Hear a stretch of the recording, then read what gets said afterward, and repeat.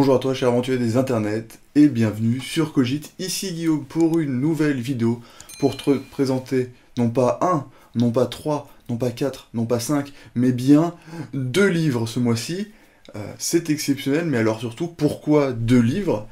Eh bien le mois dernier je lisais comme chaque mois finalement, et je me suis rendu compte que j'avais 2 livres qui avaient quelque chose en commun, et qui d'ailleurs est un élément qui m'a fait les acheter initialement parce que je suis un énorme Yonkli, un énorme client de ce genre de, on va dire, de marketing littéraire.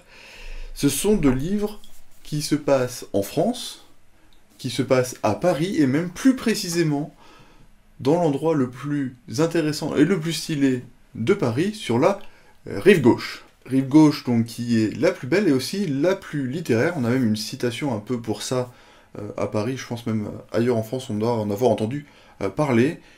La rive gauche est la rive où on pense, et la rive droite est celle où on dépense. Et là, du coup, on est dans la réflexion, on est dans la lecture, et c'est pour ça que c'est pas mal que ça se passe rive gauche. Alors la question qu'on peut se poser, évidemment, c'est est-ce que ces 2 livres rendent hommage ou non à cette rive gauche que j'apprécie? Et bien pour ça, il va falloir rester jusqu'au bout de la vidéo pour attendre mon avis. Le premier livre que je vais présenter, c'est celui-là, Rive gauche, Métro Paris 2033 par Pierre Bordage, et le second, c'est celui-là, La balle du néant, qui fait partie de la série Les futurs mystères de Paris, de Ronald Wagner. Évidemment, 2 livres, donc une structure un peu différente pour cette vidéo, 2 livres et 2 auteurs en plus, donc structure un peu différente. Je vais d'abord présenter l'auteur et sur le premier livre, et dans une seconde partie, le deuxième auteur et son livre, et enfin, je donnerai mon avis. Commençons donc par notre premier auteur, donc, dans l'ordre de présentation, Pierre Bordage, pour Rive gauche.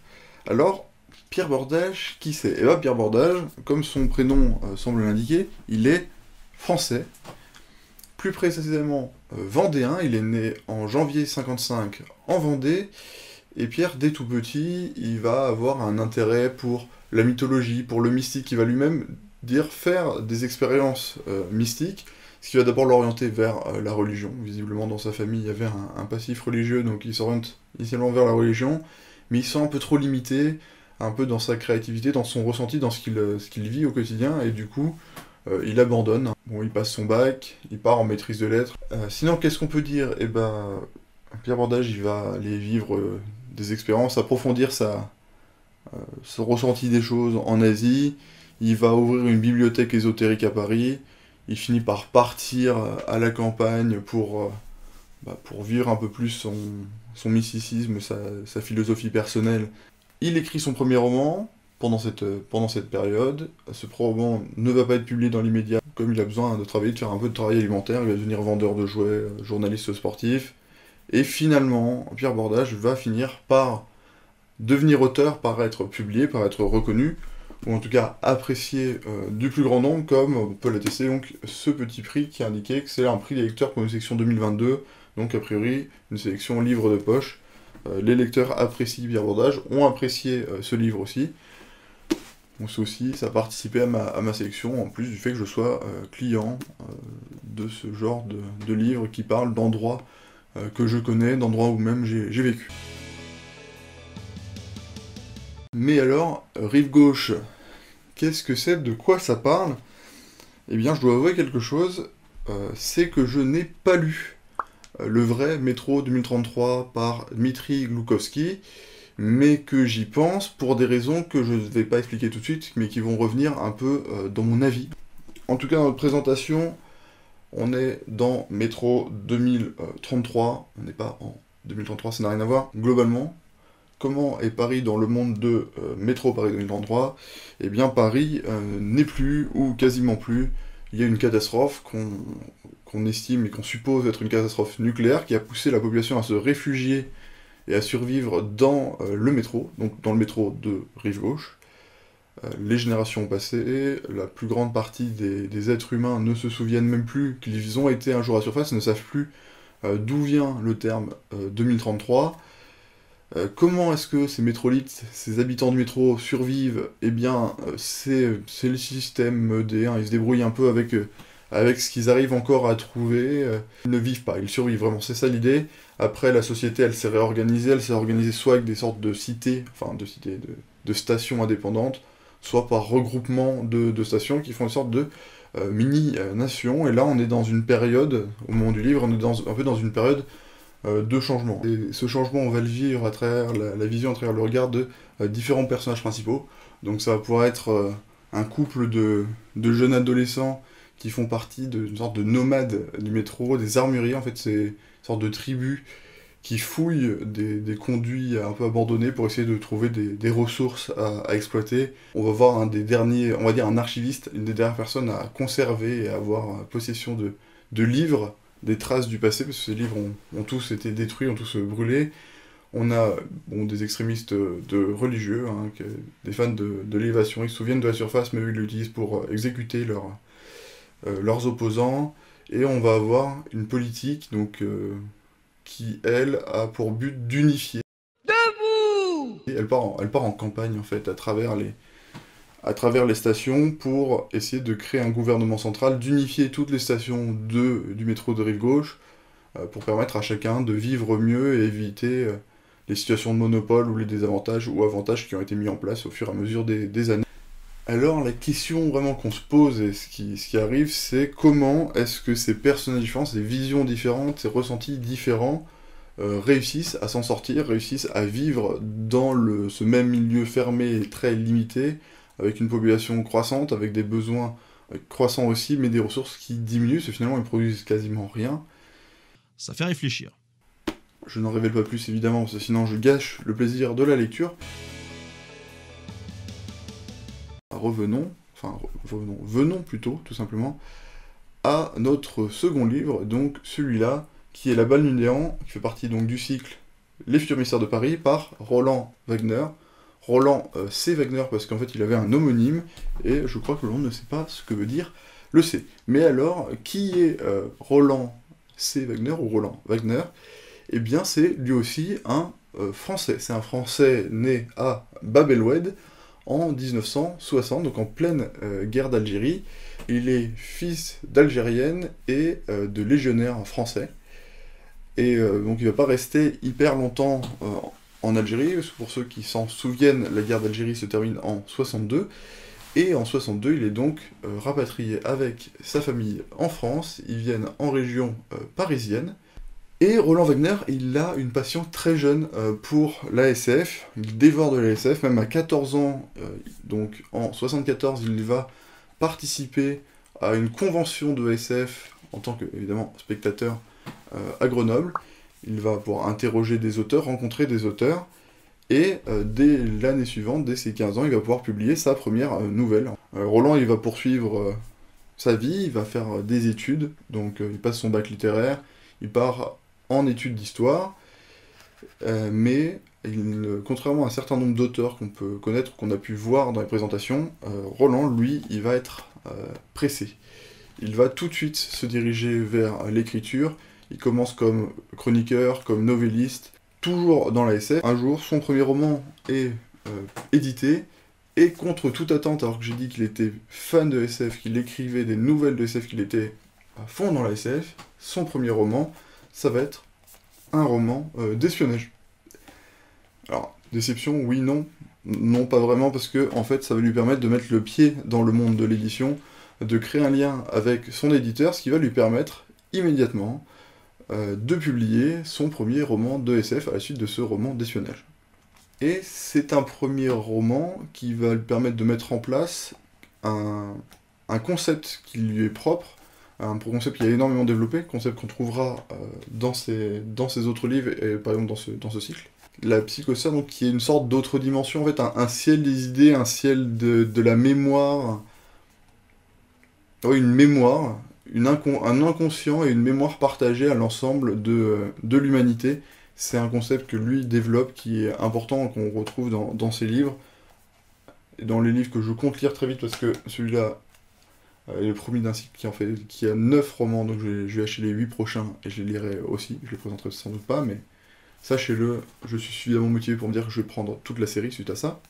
Donc Roland, il va rapidement devenir une référence de la SF française, mais malheureusement, il va nous quitter prématurément en 2012, donc à l'âge de 51 ans. ce qui fait qu'il aura écrit moins qu'on aurait pu espérer qu'il écrive une fois qu'on connaît sa plume. Aujourd'hui donc, ça fait 10 ans.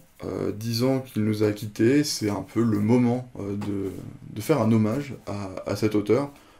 Hommage par la réédition de ses livres, typiquement là chez Talent de Poche, et de notre part, en lisant un peu ses œuvres, en rendant hommage à sa vision. Et pour rendre hommage à sa vision, je présentais un peu La Balle du Néant, du coup, qui est le premier volume, encore une fois, je le dis, je le répète, qui est le premier tome du cycle Les Futurs Mystères de Paris, qui est sorti en 99, et c'est un roman qui se place à l'intersection du polar, de la SF, et qui est saupoudré d'un peu de fantaisie, quand même. Voilà, on va être clair. C'est une histoire qui se place en 2063. Faut savoir que dans l'histoire, en 2013, il y a eu un cataclysme, il y a eu une catastrophe sur Terre. C'est la rencontre de notre réalité et de la psychosphère. Il y a eu une sorte de choc, on ne sait pas, on ne s'explique pas. Cataclysme, des éléments ont disparu, d'autres sont apparus. En tout cas, ce qui a disparu, c'est la violence. La société a énormément changé, des communautés sont créées. On a aussi des personnes avec des capacités un peu particulières, on va dire presque des super-pouvoirs. Et c'est dans ce monde que l'on rencontre Thème qui est notre personnage principal, qui est un détective privé invisible. Alors, hop, je sais pas si ça fait le point, mais voilà, ceci est une représentation artistique de Thème, mais Thème, il est détective, mais il n'est pas vraiment invisible. D'ailleurs, c'est pas vraiment... Ouais, c'est ça, c'est pas de l'invisibilité, c'est plus un charisme négatif. Mais pas un charisme négatif dans le sens où tu le vois, tu te dis il n'a pas de charisme. C'est un charisme négatif dans le sens où il est là, et tu ne le vois pas, tu ne te rends pas compte qu'il est là. Sa présence est tellement discrète que ton cerveau, il l'oblitère, il ne le voit pas. Ce qui fait que, en tant que détective, ça peut être hyper pratique, hyper sympa quand il s'agit de, je sais pas, de faire une filature, d'être discret, de rentrer à un endroit, d'observer. Par contre, quand il s'agit, bon, déjà que tes clients te trouvent ou que tu interroges quelqu'un, et ben c'est vrai que si la personne est très réceptive à cette capacité, est très réceptive à ton non-charisme, et bien en fait elle ne se rend même pas compte que tu lui parles. Ce qui explique un élément de cette caricature, de cette couverture, voilà, c'est ce costume d'une couleur extrêmement belle, déjà, et ce petit chapeau vert, qui est un peu la marque signature de Thème, ce chapeau vert fluo qui lui permet de se faire voir. Bref, on a parlé un peu de notre détective, mais alors, qui dit détective, dit enquête.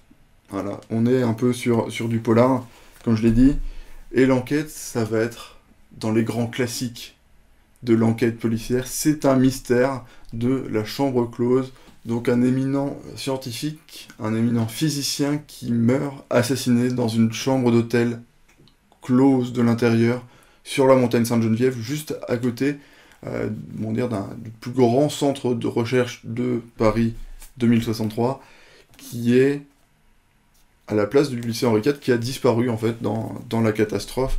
Mystère de la chambre close, une société où la violence a quasiment complètement disparu, la police a moins de moyens qu'avant, même relativement peu de moyens, et le mystère est insondable, ils abandonnent l'enquête, sauf que quelqu'un va réussir à trouver Thème et à lui demander d'enquêter, et Thème c'est un fan de polar, c'est un fan de polar à l'ancienne, et du coup, qu'est-ce qu'il fait ? Il enquête, mais qu'est-ce qui va se passer dans l'enquête ? Est-ce que tout va bien se passer ? Comment il va faire pour interroger les gens ? Comment il va pouvoir exploiter son pouvoir d'invisibilité et de transparence ? Eh bien ça, je ne le dirai évidemment pas, c'est tout le concept de ces présentations, ce n'est pas de spoiler, mais bien de faire découvrir des livres. Mon avis donc, on va reprendre dans l'ordre pour Rive gauche de Pierre Bordage. Alors c'est pas évident. Alors je vous avoue, j'ai choisi ce livre parce que, bon, ça se passait Rive gauche, ça se passait à Paris, j'avais envie de lire un livre qui se passait à un endroit que je connaissais, pour pouvoir, on va dire, identifier, reconnaître, voir des choses. En plus, j'avais déjà entendu parler de Métro 2033, ça avait l'air d'être un grand succès que je n'avais pas encore lu. Je me suis dit, bah pourquoi pas pourquoi pas découvrir un peu cet univers grâce à ce livre. En temps normal, je me serais contenté de l'œuvre originale, mais là, voilà, marketing, rive gauche, Paris, je me suis laissé tenter. Alors, c'est une lecture, on va dire, facile. Ça se lit bien, on peut rentrer dans l'histoire. Bon, voilà, je suis arrivé au bout, j'ai quand même eu envie de le présenter. Mais les points négatifs sont quand même relativement nombreux à mes yeux. Déjà, on va dire, dans l'exposition. On comprend quand même relativement bien l'univers, mais l'auteur a une forme de passion, j'ai l'impression, pour décrire des scènes de cul ou des scènes de violence. Hein. Quand je parle de violence, c'est castration des gens, c'est leur peler la peau, c'est du meurtre, c'est du viol, enfin voilà. Donc il a une tendance à vouloir écrire ce genre de scène, mais autant dans certains livres, ça peut être une scène de violence, ça peut faire partie de l'exposition, de la mise en scène, pour bien comprendre l'univers, la société. Là, pas particulièrement. Je veux dire, ça n'a aucun apport dans le scénario, dans l'histoire. C'est plus la recherche de sensations pour, on va dire, pour faire vendre. Moi, j'ai un côté que j'ai ressenti, c'est quand même un petit côté très commercial de ce livre. Un autre défaut qui est lié à ce problématique commerciale, c'est que je vous ai dit qu'il y avait plusieurs narrations, il y a plusieurs fils narratifs, plusieurs personnages. Donc on a ce couple d'adolescents, on a cette politique, on a notre archiviste, et autant en général dans un livre, quand on a ce type de narration, elles finissent par se croiser, s'entrecroiser, au moins se répondre. Là, on n'a pas vraiment ça. Elles existent vraiment en parallèle sans forcément avoir de lien, ou alors sans avoir de lien dans ce tome. Vraiment, je précise, hein, ça se trouve, en prenant le deuxième, troisième tome, le lien se fait, mais c'est vrai que, bon, du coup, ça laisse penser que ce serait plus une trilogie qui devrait être en un seul volume qu'en trois, si jamais les liens ne se font que plus tard. Et toujours dans le même sens, la narration, le scénario global, pour moi, a un rythme très bizarre. C'est-à-dire qu'il fait 600 pages, à peu près. Je sais que moi, j'étais vers page 400, 500. À un moment, je me suis posé la question, je me suis dit, mais comment, au rythme auquel vont les choses, est-ce qu'on arrive à la fin d'un arc narratif avant la fin du livre? Et bien la réponse, c'est qu'on n'arrive a priori pas trop au bout d'un arc narratif, à la fin du livre. On a une sorte, les choses se précipitent un peu pour essayer de mettre un cliffhanger et d'avoir quelque chose à voir ensuite. C'est-à-dire qu'on va avoir plusieurs personnages qui vont faire une découverte qui va introduire le second tome, hein, le second tome qui s'appelle Rive droite. Donc vous pouvez deviner facilement ce qui se passe, quelle va être la découverte. Alors ça ne spoil pas le livre, hein. Aucune intrigue n'a aucun lien avec le fait qu'il y ait la rive droite. Vraiment, c'est un bonus, c'est la suite du marketing. Moi, j'ai le sentiment que cette trilogie, elle ne va pas présenter 3 arcs narratifs. Cette trilogie, elle présente un grand arc narratif qui était coupé en 3 pour vendre plus de bouquins. C'est un peu Bilbo du cinéma, où on a fait 3 films à partir d'un petit livre. Et ben là, on a fait 3 livres à partir d'une histoire qui aurait pu être plus dense et vachement plus intéressante. Donc je suis pas hyper réceptif. J'avoue que je suis pas sûr d'avoir lu d'autres livres de Pierre Bordage, donc je ne critiquerai pas l'auteur. S'il a quand même une plume qui est intéressante, ça se lit quand même bien. Donc là-dessus, on est bon. C'est juste que pour celui-là, moi j'ai pas accroché, c'est un peu dans la longueur. Donc clairement, moi je pense que je vais me tourner vers les livres d'origine, Métro 2033. Voir si la structure est un peu plus solide, parce que c'est un grand succès, j'en ai beaucoup entendu parler, et donc il faut que je le lise, mais je suis pas sûr que ça... Si c'est aussi bien que ce que j'en ai compris, Métro 2033, je suis pas sûr que celui-là lui rende complètement honneur, non plus. Alors, est-ce que je vais lire la suite? Logiquement, j'en suis vraiment pas certain, et la note que je mettrais, c'est un 4 ou un 5 sur 10. On va dire 5 sur 10, mais... ça se lit bien, je sais pas, dans le train, le métro, ça peut bien se lire, mais ça sera pas le livre à prioriser à mes yeux. Par contre, hein, on ne part pas, pas du tout le même avis sur La Belle du Néant. Alors en plus, en facilité de lecture, c'est hyper facile à lire, et bon, par contre, beaucoup plus court, hein, 200 pages. Après, je vous l'ai dit, si toute la série, tout le cycle, toute la saga, les futurs mystères de Paris, c'est comme ça, on en a pour 1800 pages, on est content.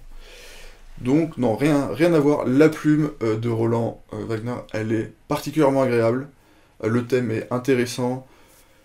J'ai un peu envie de penser qu'avec cette série, on se dit qu'elle a commencé en 99, je crois que le dernier livre a été publié en 2007, c'est quelque chose comme ça, donc qui a commencé en 99, c'est un peu... J'ai envie de penser que c'est un peu quelque chose qui a relancé le polar SF, en fait. Parce que c'est vraiment ça. On est dans la SF, mais on est dans le polar, et les deux se marient particulièrement bien. C'est-à-dire que c'est bien pensé, c'est bien expliqué, on a de la SF, mais qui nous offre pas du Deus Ex Machina. C'est-à-dire qu'on nous donne les éléments, comme dans un bon polar, on nous donne les éléments pour... On pourrait comprendre, on peut avoir du mal à comprendre, mais on pourrait comprendre, ce qui fait que c'est pas, oh, en fait la magie, c'était ça. Non, c'est quasiment de la magie, tellement ça implique de la technologie, ça implique de la science-fiction, voilà. Mais tous les éléments étaient là. Et du coup, on respecte les codes qui ont été donnés par le livre et par l'univers. Voilà. Dans ce livre, Paris est bien reconnaissable. En plus, l'ambiance rive gauche, on l'a bien, vers la zone du Panthéon, la montagne Sainte-Geneviève, ce coin-là, la rue des Écoles, on l'a.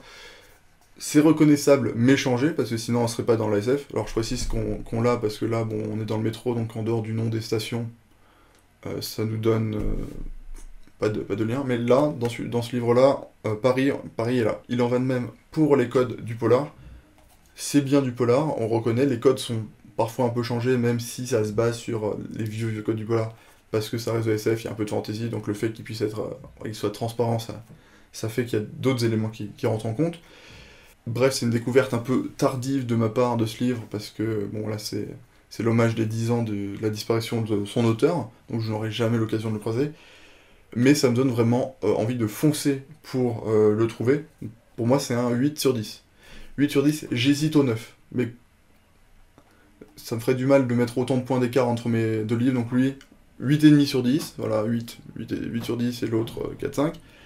8 sur 10, alors n'hésite pas, hein, comme d'habitude, n'hésite pas à foncer en librairie pour trouver le livre, pour l'acheter, pour le dévorer.